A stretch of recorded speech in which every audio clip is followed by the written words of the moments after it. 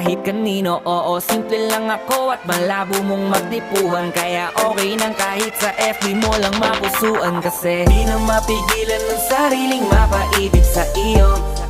Ano ba to? Gusto ka laging nakikita ng mga dalawang mata ko. Baliw sa'yo, oh, oh.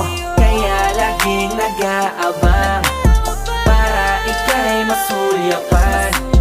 Dahil isang ngiti mo lang, okay na ako nang dahil sa'yo, oh, oh. Eh, binibini o alam ko naman na hindi ako ang nararapat mong magustuhan.